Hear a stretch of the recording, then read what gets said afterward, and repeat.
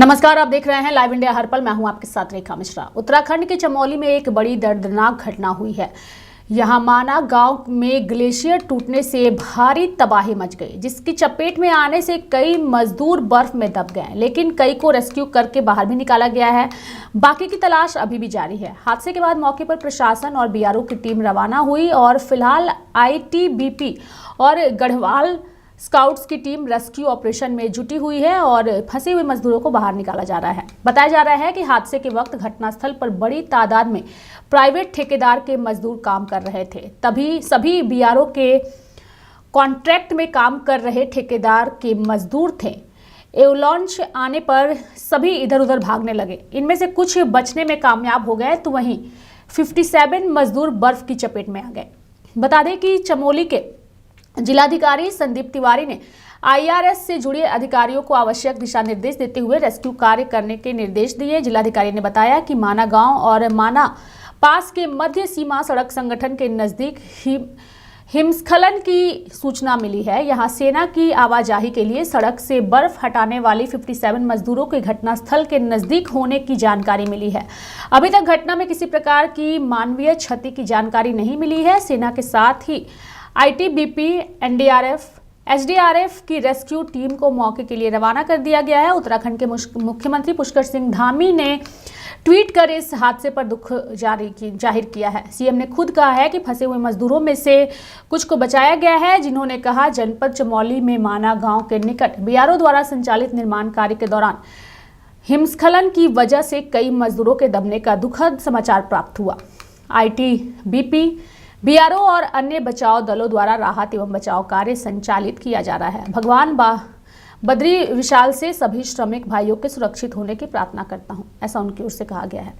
फिलहाल इस पूरे मामले को लेकर के जो भी वहां अधिकारी थे, मुख्यमंत्री, सभी की प्रतिक्रिया आई है। वो तमाम बयान पहले दर्शकों को सुनाते हैं। ऑपरेशन वहाँ आईटीबीपी, आर्मी और बीआरओ की ज्वाइंट टीम ने किया था। उसमें 33 लोग हमें मिल गए थे सकुशल 55 में से, और 3 जो क्रिटिकली इंजर्ड थे आईटीबीपी माणा हॉस्पिटल में इलाज चल रहा था।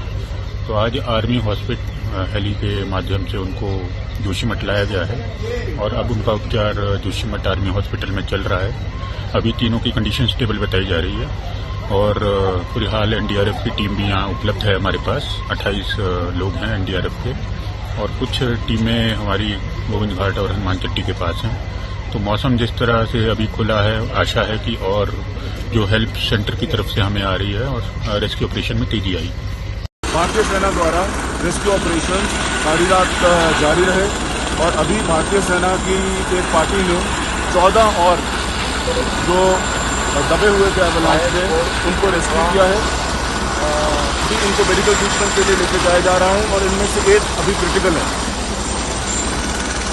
और स्टेट की हेल्प से चॉपर्स आए थे, तो अभी 4 चॉपर्स लग गए हैं हमारे आर्मी के माध्यम से रेस्क्यू ऑपरेशन में, और टोटल 55 में से हमारे 47 लोगों को रेस्क्यू वहाँ माना में कर लिया गया है और 7 लोगों को हम जोशीमठ हॉस्पिटल में ले आए हैं, जिनका इलाज चल रहा है और डॉक्टर्स की निगरानी में है। और 3 लोगों से मेरी वार्ता भी हुई है जो स्टेबल हैं अभी। एक पिथौरागढ़ के, एक हल्द्वानी और एक जम्मू कठुआ के हैं, और उनके द्वारा बताया गया कि मॉर्निंग अर्ली आवर्स में अवलांच आया था, जिस कारण वो उसकी जड़ में आ गए थे और उसी अफरा तफरी में वो लोग दाएं बाएं भागे हैं। और आशा करता हूं जो 8 लोग बचे हैं वो भी शीघ्र हमें सकुशल मिलते हैं। नहीं, लगातार लोगों के रेस्क्यू अभियान को चलाया जा रहा है और हमारा प्रयास है जल्दी से जल्दी सभी जो फंसे हुए श्रमिक हैं सभी जल्दी से जल्दी बाहर निकलें, सभी को सकुशल बाहर निकाला जाए। उसके लिए हर संभव प्रयास चल रहे हैं। आदरणीय प्रधानमंत्री जी ने भी अभी दूरभाष पर सारी जानकारी ली है और हर संभव सहायता का उन्होंने आश्वासन भी दिया है। और पूरे प्रदेश भर के अंदर अन्य जगह पर बारिश के बाद, इस बर्फबारी के बाद क्या स्थिति है उसके बारे में भी उन्होंने जानकारी ली। और केंद्र सरकार और आदरणीय प्रधानमंत्री जी का कार्यालय लगातार यहाँ संपर्क में है। हम हर संभव कोशिश कर रहे हैं कि जल्दी से जल्दी सभी को बाहर निकाला जाए। अब अभी 14 लोग और मिले हैं और सभी सकुशल बताए जा रहे हैं, तो जल्दी जो बचे हुए लोग हैं उनको भी जल्दी निकाल लिया जाएगा। मौसम लगातार खराब चल रहा है वहाँ पर। माननीय मुख्यमंत्री जी लगातार स्थिति पर नज़र बनाए हुए हैं। माननीय मुख्यमंत्री जी द्वारा कल 2 बार कंट्रोल रूम का भ्रमण किया गया, एक एक चीज़ के बारे में डिटेल अपडेट ली गई और राहत एवं बचाव जो कार्य हमारे हैं बहुत तेज़ी से चलाए जा रहे हैं। कल तक हम लोगों ने 33 लोगों को रेस्क्यू किया है आउट ऑफ 55। 22 लोग बचे हुए हैं, उनके लिए राहत एवं बचाव कार्य चल रहा है। हमारे 200 से ज़्यादा लोग मौके के लिए रवाना होने के लिए तैयार हैं। 4 हेलीकॉप्टर हमारे उड़ रहे हैं, 2 हेलीकॉप्टर सरसावा से, 2 सहस्रारा हेलीपैड से। आवश्यकता पड़ेगी और अधिक सेवाएं ली जाएंगी। भारतीय वायुसेना का एक Mi-17 हेलीकॉप्टर हमारे पास तैयार है आने के लिए। जो ही मौसम खुलता है वो आ जाएगा। जोशीमठ में मौसम खुल रहा है और वहाँ पर हम लोग माना के पास हेलीपैड तैयार कर रहे हैं, क्योंकि जो हमारा हेलीपैड है वो बर्फ़ से दब गया है। पूरा बर्फ़ को हटाने की कार्रवाई की जा रही है। हम उम्मीद करते हैं कि हेलीपैड बनने के बाद राहत और बचाव कार्य में और अधिक तेजी आएगी। सर, जैसे कि कल जो आंकड़ा था वो 33 लोगों का हो गया था निकालने, उसके आगे कोई आंकड़ा आया है सर, या किस तरीके की रात को रेस्क्यू में कोई दिक्कतें आई या बर्फ? देखिए, रात में रेस्क्यू रोका गया था क्योंकि लगातार बर्फबारी हो रही थी और दिन में कल रेस्क्यू के दौरान 3 लोग हमारे घायल होते होते बचे, काफ़ी चोट लगते लगते बची उसको। तो ऐसे में जो राहत बचाव दल हैं उनको कोई दिक्कत न हो, उनको कोई खतरा न हो, इसलिए रात में अंधेरे में राहत बचाव कार्य को रोका गया था। अभी सुबह से राहत बचाव कार्य फिर से शुरू हो गया है और हम उम्मीद करते हैं कि राहत बचाव में तेजी आएगी और आज किसी और अच्छे हम रिजल्ट पे पहुंचेंगे। सर, जिला स्तरीय जो स्वास्थ्य टीम है उनको भी सर वहाँ पे भेजा जाएगा अगर खुलता है, तो किस तरीके से उनको मतलब तैयारी पे रखा है सर? हमारी मेडिकल टीम पूरी तरह से जोशीमठ में तैयार है। उनके साथ में वो सारी आवश्यक दवाएं हैं जो इतने अधिक माइनस टेम्परेचर में या बहुत कम टेम्परेचर में जो आवश्यक चीज़ें होती हैं, क्या बीमारियां हो सकती हैं, पहले से ब्रीफ किया गया है मेडिकल डिपार्टमेंट को। राहत एवं बचाव कार्य में हमारा army, ITBP, BRO, NDRF, SDRF, health department, district administration, police administration, सभी लोग पूरी तत्परता से काम कर रहे हैं। सभी के साथ पूरा समन्वय है और हम लोग उस दिशा में आगे बढ़ रहे हैं कि राहत बचाव कार्य में किसी प्रकार से समन्वय की कमी से कोई अभियान में कोई बाधा न उत्पन्न होए, इस दिशा में काम कर रहे हैं। सभी को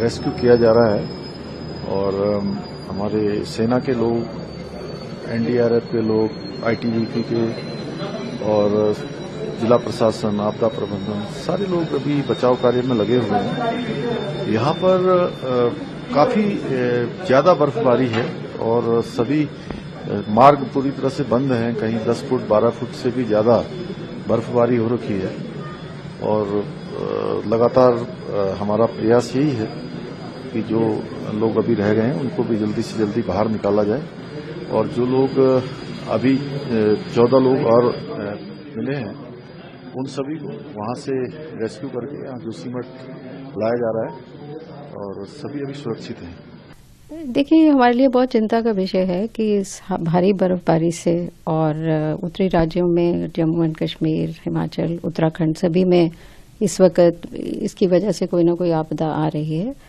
और उत्तराखंड में क्योंकि माना विलेज के पास जो ग्लेशियर का कोलैप्स हुआ है और जिसमें मजदूर उसमें हो गए हैं, तो ऐसे खबर है कि उसमें बहुत सारे मजदूरों को तो बचा लिया गया है, जो टीवी मीडिया में न्यूज़ आ रही है। कुछ एक मरीज हैं जो बॉर्डर रोड ऑर्गेनाइजेशन के हॉस्पिटल हैं उसमें शिफ्ट कर दिए गए हैं। हम लोग उनकी साइट के साथ इन टच हैं और प्रिपेयर्ड हैं पूरी तरह से एम्स ऋषिकेश में, क्योंकि हमारा ट्रॉमा सेंटर जो है वो हेली एम्बुलेंस से मतलब लैस है और अभी हमें कोई ज़रूरत पड़े तो हम पेशेंट्स को वहाँ से ला सकते हैं। लेकिन उसके लिए हमें अभी तक कोई रिक्विजिशन नहीं आई है, लेकिन जैसे ही ज़रूरत पड़ेगी और उनको ऐसी हालत में मरीज़ होंगे और ऐसी जगह पे होंगे जहाँ पे हेलीकॉप्टर लैंड कर सके, तो वहाँ से पेशेंट्स को एयरलिफ्ट कर लिया जाएगा। अब यहाँ पे हमारे पास डिज़ास्टर वार्ड है, जिसमें क्योंकि इस तरह के मरीज़ जो होते हैं उनको ज़्यादातर हाइपोथर्मिया की प्रॉब्लम होती है, उनकी टेम्परेचर बहुत लो चली जाती है, प्लस उसकी वजह से उनको फ्रॉस्टबाइट वगैरह भी हो जाता है, उनके ब्लड सर्कुलेशन में फ़र्क पड़ता है। इसके अलावा ट्रॉमा इटसेल्फ मतलब इतना बड़ा भार जब किसी के ऊपर गिरता है तो उसकी वजह से बहुत सी इंजरीज हो सकती हैं। तो इन सब चीज़ों को ध्यान में रखते हुए हमारी जो ट्रॉमा की टीम है वो सब रेडी है उनके पास इन सबको ट्रीट करने के लिए प्रोटोकॉल्स हैं।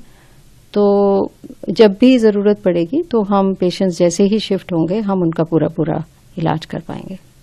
आया है और क्या आईसीयू की अगर बाय द वे जरूरत पड़ती है इनको लेकर, किसी की तबीयत ज्यादा खराब होती है तो क्या मैनेजमेंट आईसीयू को लेकर? आईसीयू की मैनेजमेंट तो होती है, ज़रूरत पड़ती है पेशेंट्स को जो सीरियसली सिक होते हैं, तो उनको शिफ्ट करते समय भी कोशिश रहती है कि उनकी जो ऑक्सीजनेशन है और उनकी जो वेंटिलेशन है वो कंटिन्यू करी जाए, और यहाँ पे आने के बाद उनको अप्रोप्रिएट ट्रीटमेंट दिया जाएगा। हमारे पास वेंटिलेटर्स मौजूद हैं जिनसे हम उनकी रेस्पिरेटरी सपोर्ट उनको और आईसीयू केयर दे सकते हैं। वर्कर्स का कोई डाटा भी आया है, कितनी वर्कर्स? अभी यही सुना है कि 4 वर्कर जो हैं वो एडमिटेड हैं, लेकिन अभी तक पूरा डेटा हमारे पास नहीं आया कि कितने जो हैं वो सीरियसली इंजर्ड हैं और कहाँ पे उनको रखा गया है। मैम लास्ट सवाल के अगर कहा जाए तो इंतजाम पूरे हैं, अगर कोई भी यहाँ पर बिल्कुल इंतजाम पूरे हैं और कोई भी आपदा से निपटने के लिए हमारे पास पूरा है। तो आपने सभी लोगों के बयानों को सुना। फिलहाल रेस्क्यू ऑपरेशन जारी है और फंसे हुए मजदूरों को बाहर निकालने का कार्य भी लगातार किया जा रहा है। पीएमओ के से भी लगातार संपर्क साधा गया है और प्रधानमंत्री नरेंद्र मोदी से भी उत्तराखंड के मुख्यमंत्री ने फ़ोन पर बातचीत की है और उन्हें पूरे मामले से अवगत भी कराया है। फिलहाल रेस्क्यू जारी है और लोगों को सुरक्षित बाहर भी निकाला जा रहा है। मेरे साथ फिलहाल अभी के लिए इस खबर में इतना ही। आप देखते रहिए लाइव इंडिया हर पल। नमस्कार।